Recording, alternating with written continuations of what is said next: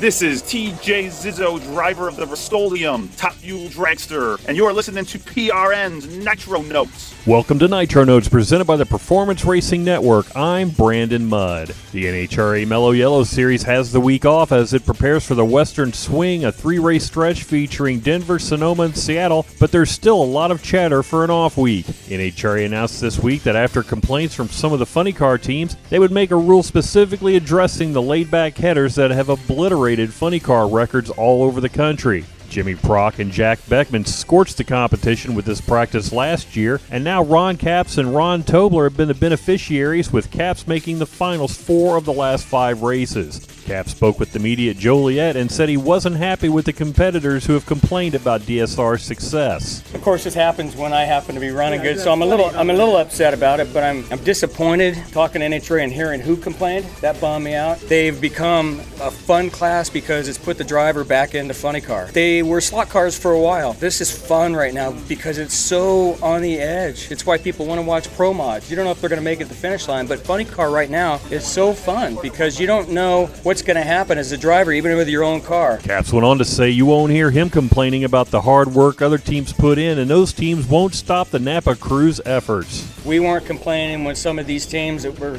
running and winning races in the countdown last year, and you go back again to St. Louis when I was all over the place with my car. I knocked cones over, I crossed the center line, and these teams, that some of them which are complaining now, were running pretty good. All we did was work harder to get there. So whatever happens with NHRA, whether they put a moratorium on headers and put them back to where they used to be, it doesn't matter. We're going to work just as hard. The new rule makes the 32-degree header angle the maximum allowable. In addition, the new directive entails a maximum header OD of 2.75 inches, as well as keeping the ID constant beginning 8 inches below the header flange to the header opening. The rule doesn't mandate that teams return to a pre-2015 setup, so it's still a positive since Capps believes the current competition in funny car is the best he can remember. It's unfortunate because I really feel like right now is for the first time in a long, long time, since Jimmy Prock put those headers on last year and sent everybody back to the drawing board in the middle of summer, drivers are back in it, and it's not a slot car, and that makes me happy. It's the funnest I've ever had in my 19 years of driving funny car. This is because it's high anxiety, it's fun.